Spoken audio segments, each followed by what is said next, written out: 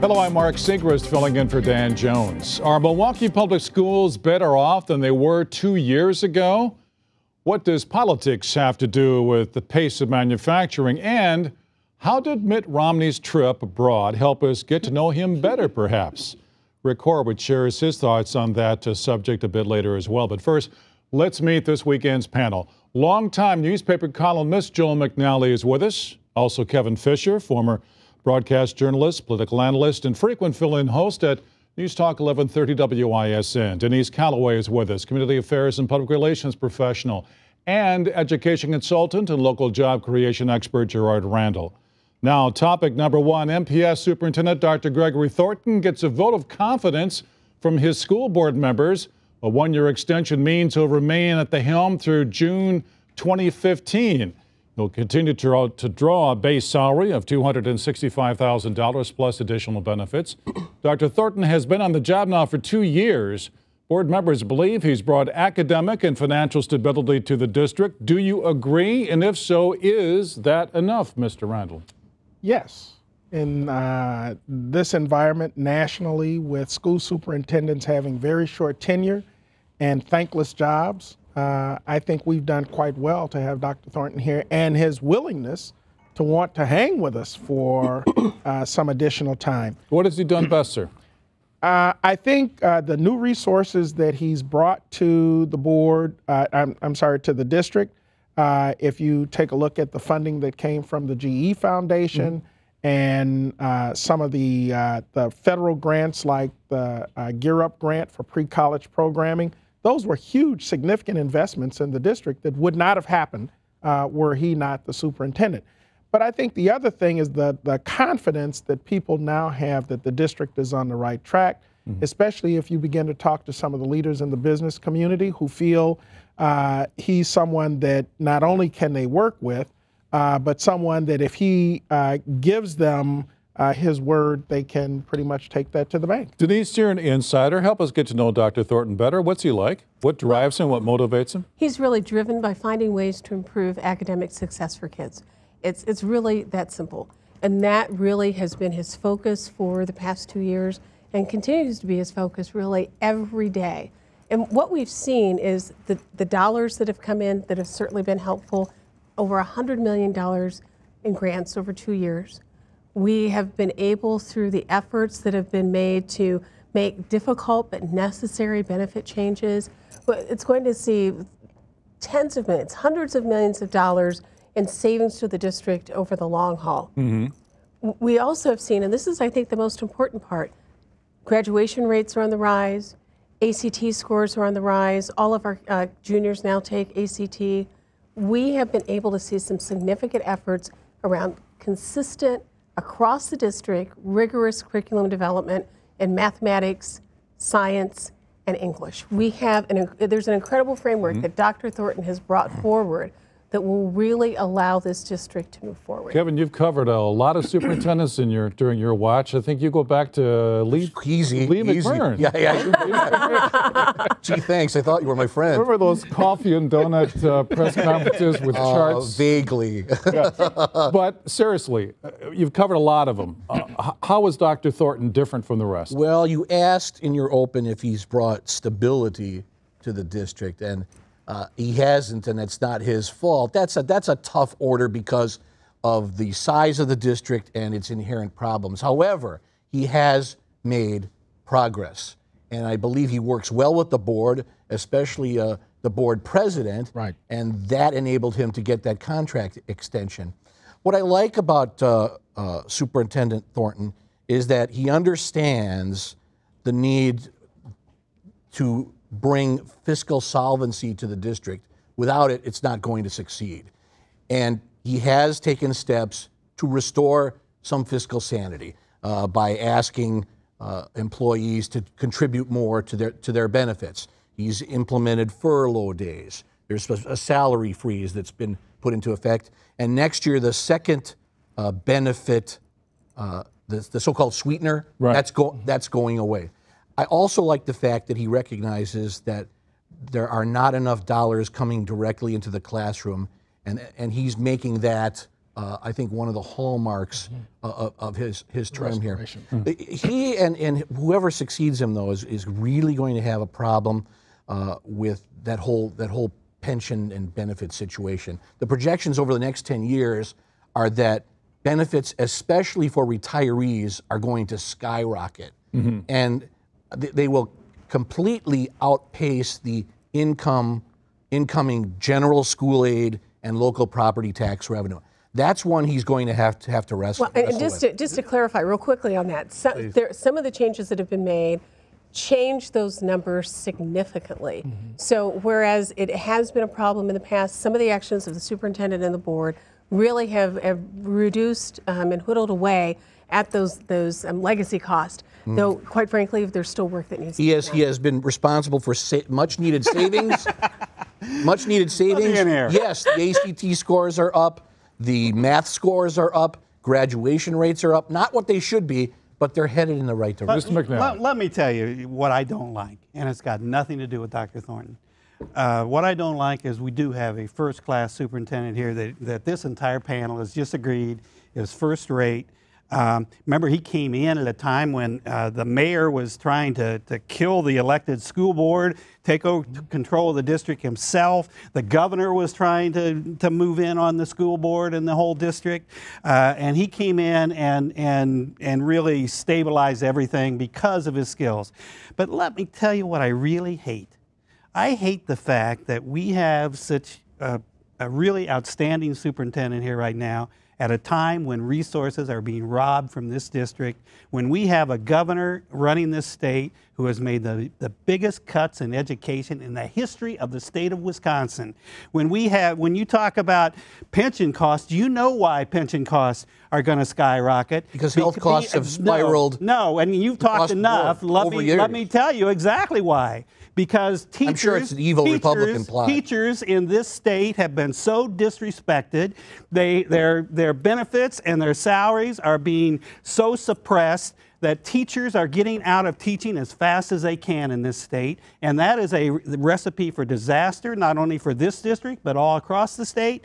And here we have great leadership here at a political time when there are actual enemies of education in power in politics in this state who are doing everything to keep it from succeeding. And that is just it is just a dreadful shame. It really is. I do think, though, that what the superintendent has done is looked at that issue of the declining population of teachers, and he's trying to create a pipeline of new talent to come in. the best he can, but at a horrible time. And it's not going to happen without some partnership. Just think of what he could do if, in fact, we were adding resources to education instead of stripping resources. Well, you know, won't argue with you. On the flip side of this, the good part is that the private sector is stepping up and is becoming a true partner with education. So that's sort of a mixed blessing. There's still opportunity. Anybody who tells us they want to partner with MPS is more than happy to do that and take a look at ways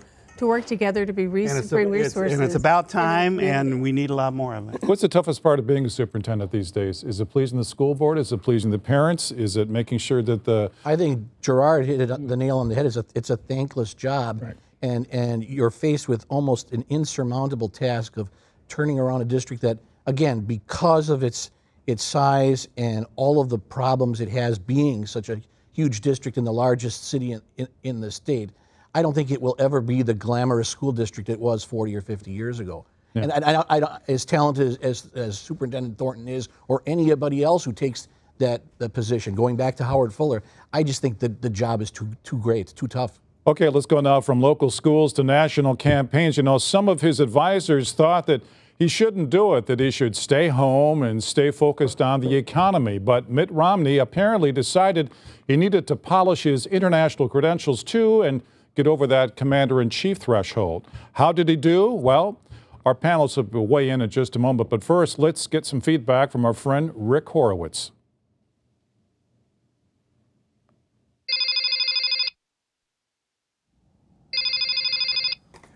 Yeah, good morning, Romney Global Travel. This is Gil Gaffney speaking, but you can just call me Gaff. No, it's a perfect time to go to Europe. Yeah. Side trip to the Middle East? Sure, we can do that. How much time do you... Oh, okay, just a shorty then. So you'll love our special summer Globetrotter package. That's right. 6 days, 5 nights, 3 countries, and adventures at every stop. No, all kinds of adventures. Absolutely. Nah, some of these other travel agencies, they just want you to fit in. At Romney Global Travel, we want you to stand out. We know that's what you want. Yeah, well sure. For instance, you could start off in London and insult your hosts. That'd be fun, right? No, they're used to it. Nothing they like more than some American coming over and telling them everything they're doing wrong. Yeah. No, but see, we then balance it out at the next stop. You can go to Israel, say. Yeah, that's what you can do. And instead of insulting them, you can pander to them. Yeah, anything they want. But then, see, here's what's really cool. You pander to them, but you insult their neighbors. Yeah, exactly. Tell them all their problems are totally their own fault. Tell them their culture's a failure, whatever. Exactly. You can tell them stuff the Israelis would never say about them. Yeah. What? No, we didn't forget. We send you back to Europe, to Poland, say. And then you can wrap the whole thing up with some high-profile incident. Right, like you go to some historical site, some cemetery or something, and your press secretary tells all those pesky reporters to kiss his ass. What's that? No, not a problem. We can send somebody over for you. Have him meet you there. Yeah, he can curse them out for you. No, it's all part of the package. Hey, yeah. Hey, that's what separates Romney Global Travel from the competition. Yeah. Okay, it's a deal. Let's do it. Let's do that. Uh-huh. Yeah. Let me get some information from you. Uh-huh. Yeah. Okay. That's good.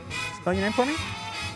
Thanks, Rick. Always a great job. I'm interested in what you all have to say about his recent travel abroad. And I'm equally as interested in this talk of Paul Ryan becoming a potential running mate. But Denise, first, can I ask you, I mean, what did we learn about Mitt Romney during this trip? That he should not have taken the trip.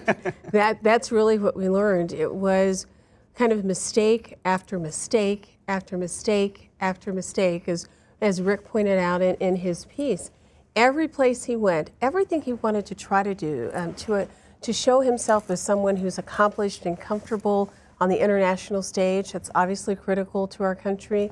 He showed that he has the ability to make gaffes more than he does to really make any headway in establishing relationships. And, you know, he comes out of meeting with MI6, which, you know, nobody in Britain is supposed to talk about or know exists. And what does he say? Oh, I just got out of a meeting with MI6. It was just, I think it is hard for people who are looking at this objectively to find a good thing that came out of this for Mr. Romney. The good thing that came out of it for the Obama administration is you compare the way that the candidate Romney has behaved on the foreign stage and the way President Obama behaves on the foreign stage. And I think it's pretty easy to see what most people would like. Kevin, is the media picking on him? I mean, the mistakes he made, were they ignored minor, they ignored the substance of the travel, and as was evidenced by Rick's piece.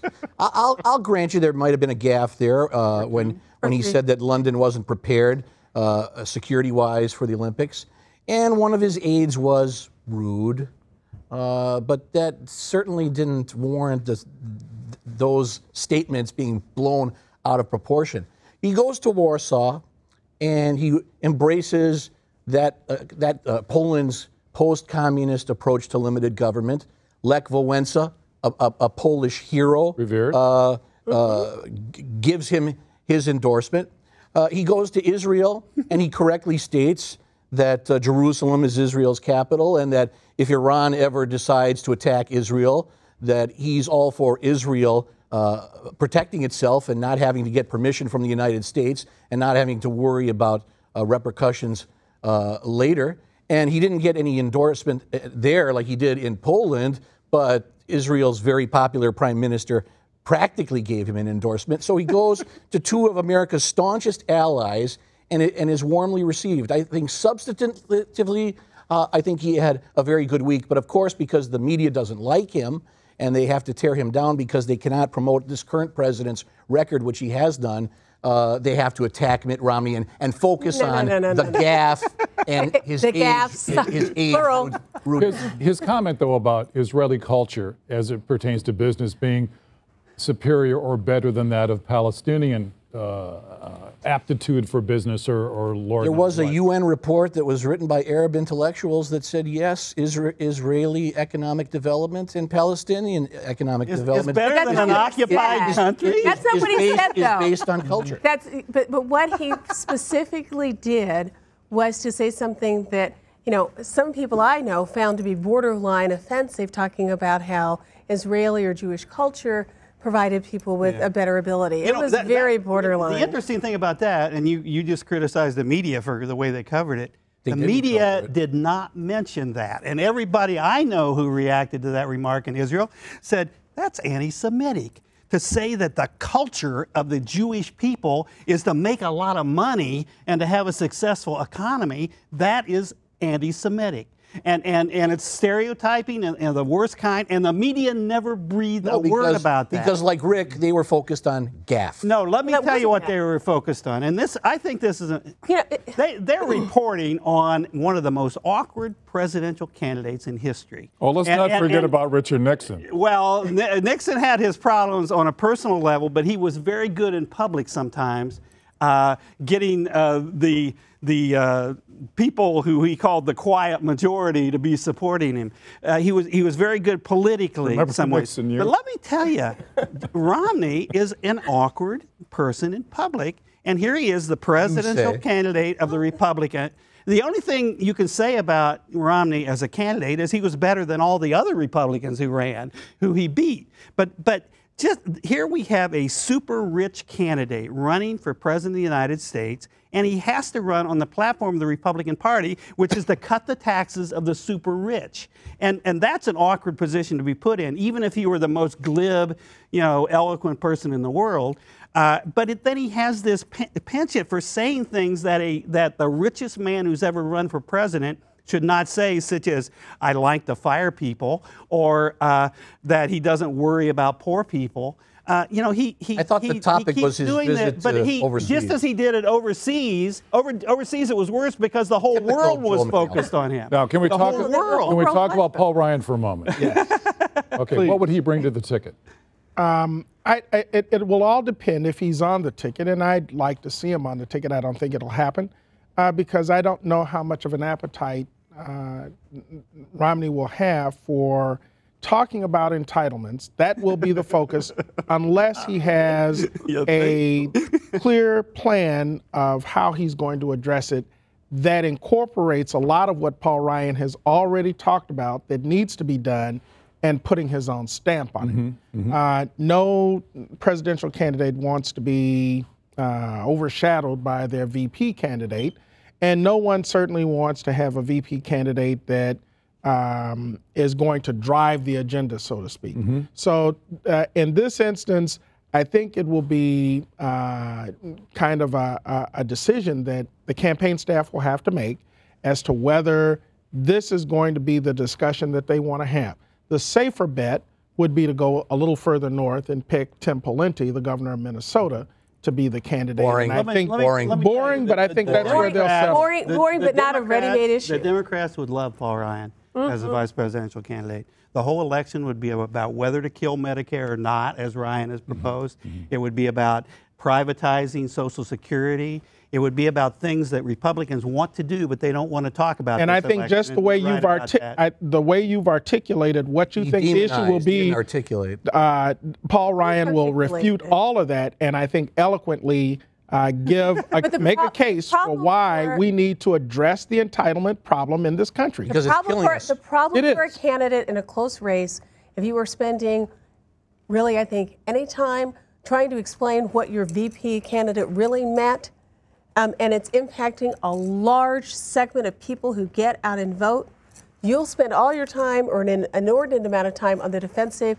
You won't be able to talk about what your issues are, and that's why I think Paul Ryan will like solving the unemployment rate that went up again today. With more hiring than actually perhaps it's the talking BLS about, said that there are 150,000 fewer people working in July than June, so it's a wash. We've had 3 consecutive years of unemployment rate of 8% every single month. And try running on that. 29 months. 29 months of more jobs. I'd much rather run on that than running on the fact that billionaires and millionaires need to get tax cuts at the expense of the middle class. No problem. Well, some discouraging news. Speaking of the regional economy this week, for manufacturing, that is, the experts telling us it took a dip here in southeast Wisconsin, northern Illinois, last month for the first time in 3 years.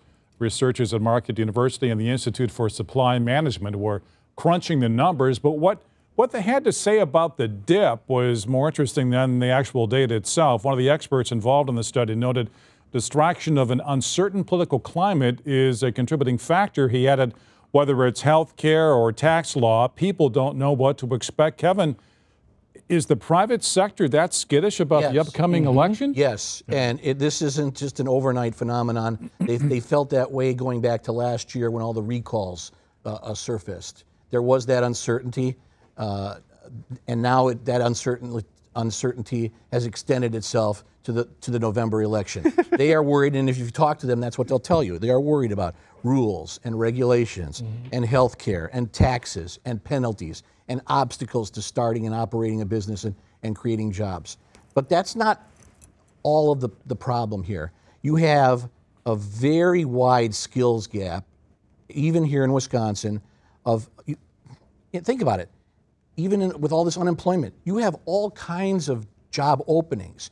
You have small business operators and entrepreneurs who want to hire, but they say that the applicants simply don't have the skills necessary to work in those jobs.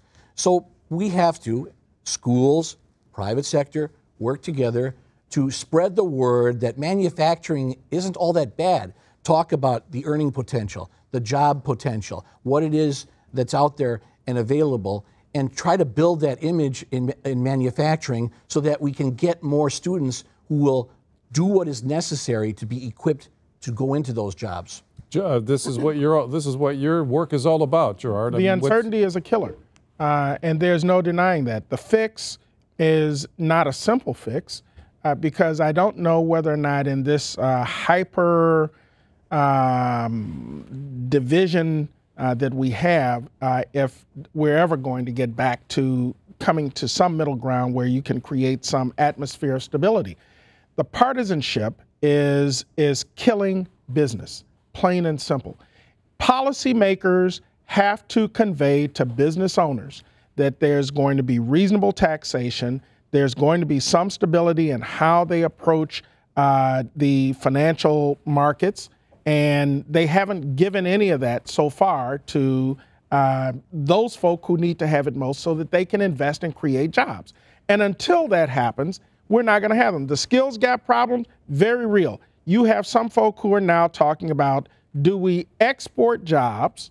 And we've already gone through almost 20 years now of that kind of strategy. Or do we import talent? And that is a killer also when you're looking at huge numbers, especially in major cities, where you've got populations like the African-American male population, 50% unemployment in Milwaukee, Buffalo, Detroit. So you've got, and there's pandering that gets played to those sides that will use those statistics to make their point. I am a firm believer that once you get some of the partisanship to ratchet down, you will come up with some policy that is going to be friendly to business. You know, I don't know how much longer this can be used as an excuse. I was very interested in Gerard saying, you know, it's not simple because we've been hearing from the Republicans for 2 years it is simple. Mm-hmm. In Wisconsin, all you have to do is give millions of dollars to companies and CEOs, and they're going to start creating jobs in Wisconsin. But then for a while they said, well, but we got these recalls going, like Kevin said, and until we get past this recall, they're not going to create any jobs. Now we're past the recall. You know what happened? When Scott Walker won the recall in June, there were fewer jobs in July than there were in June. You know, so the idea that somehow now we're going to wait until after the November election before we're going to create any jobs. You know, it has been almost 2 years under the Walker administration saying they'll give business anything business wants. All you got to do is create jobs here. We're your biggest friend, and here's the bags of money to prove it. And it doesn't work. You know why it doesn't work? Because people in Wisconsin, at the same time you're giving money to those CEOs, people in Wisconsin, teachers, others are being laid off by the state government. So people are out of work. People don't have money to spend, and when people don't have money to spend, they don't buy things. When they don't buy things, the manufacturers don't manufacture things. Yeah, I think the issue is not just what's happening at the local level, at the national level, and it's not like it's brand new and it's all revolving around this election. We have had a Congress that for the past 2 years has focused on virtually everything it can on its own individual efforts. You've got the House focusing on some stuff. You've got the Senate focusing on others. And what's happening is there is the partisanship that does not allow us to move forward as a country. They're actually voting against jobs. It's terrible. And on that thought, we have to say goodbye. And are we all friends going into the weekend now? See, we all agreed on the school superintendent. We got, we agreed on That should have been the last topic. Okay. It's a pleasure to be with you. I love everybody. You're welcome. Oh, no, you don't. Have a great weekend.